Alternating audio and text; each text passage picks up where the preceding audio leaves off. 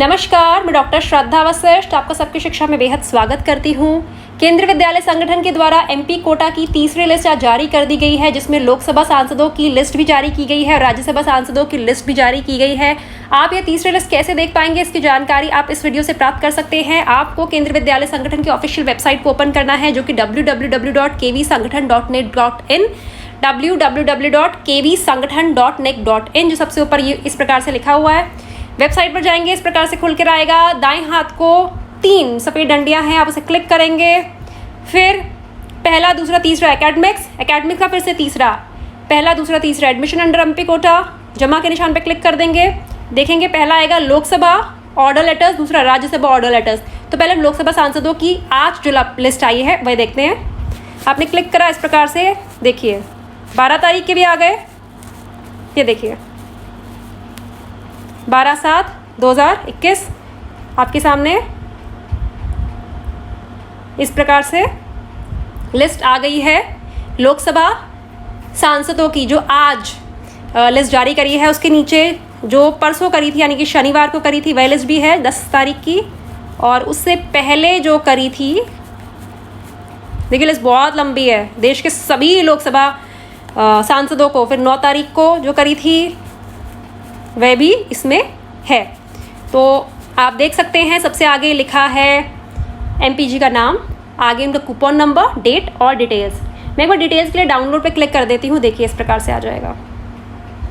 माननीय श्री हनुमान बेनीवाल के द्वारा केंद्रीय विद्यालय संगठन कूपन संख्या इसके माध्यम से संतुति के आधार पर निम्न विद्यार्थियों को माननीय सांसद के लिए विशेष छूट प्रवेश योजना के अंतर्गत प्रवेश के लिए अनुमोदित किया जाता है। इन्होंने पहली, दूसरी, तीसरी, चौथी, 7वीं के बच्चों को इन्होंने मनोनीत किया है, इन सांसद जी ने। और पहली से 9वीं कक्षाओं के बच्चों को मनोनीत किया जा सकता है सांसद जी के द्वारा। लेकिन एक बात का ध्यान रखिएगा, अगर आपने एमपी कोटा के माध्यम से अपने बच्चे का दाखिले के लिए एमपीजी से बात करी हुई है और आपका लिस्ट में, आपके बच्चे का लिस्ट में नाम भी आ जाता है, लेकिन यदि उम्र के हिसाब से आपके बच्चे की उम्र कम से कम उम्र से कम है या फिर ज़्यादा से ज़्यादा उम्र से ज़्यादा है, तो आपके बच्चे का दाखिला नहीं हो पाएगा। एमपी कोटा के माध्यम से एमपीजी की रिकमेंडेशन चाहिए और उसके अलावा जो नियम है केंद्रीय विद्यालय संगठन के कि बच्चे की उम्र के हिसाब से कोई फ़र्क नहीं होना चाहिए, वह भी पूरा होना चाहिए, दाखिला तभी मिलता है। अब राज्यसभा सांसदों की लिस्ट भी देख लेते हैं। देखिए अगला राज्यसभा ऑर्डर लेटर्स ओपन करा, ये देखिए आ गए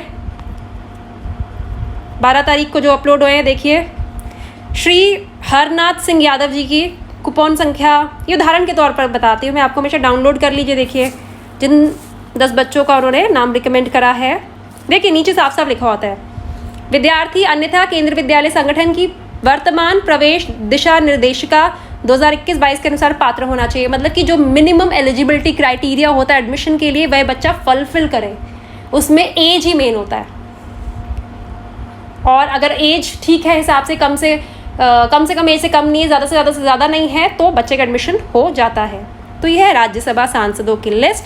और मैं आप सभी को कहना चाहूँगी कि मैंने हमेशा आपको कहा था कि एमपी कोटा के माध्यम से हर सांसद, देश का हर सांसद, चाहे वो लोकसभा है चाहे वह राज्यसभा है, उन्हें 10-10 कूपन दिए जाते हैं, जिनकी मदद से वे बच्चों का दाखिला करवा सकते हैं। और मैंने आपको यह भी कहा था कि एक लिस्ट नहीं आएगी, एक से ज़्यादा लिस्ट आएंगी। और देखिए ढेर सारी लिस्ट आ रही हैं, रोज़ आ रही हैं, रोज़ अपडेट कर रहे हैं केंद्रीय विद्यालय संगठन अपनी वेबसाइट पर।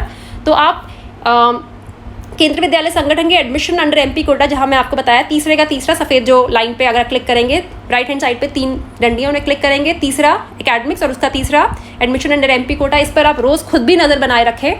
और वीडियो के माध्यम से मैं आपके लिए जानकारी तो लाऊंगी ही। उम्मीद करती हूँ उस जानकारी से आपको लाभ होगा। मुझे डॉक्टर श्रद्धा वशिष्ठ को इजाज़त दीजिए। नमस्कार।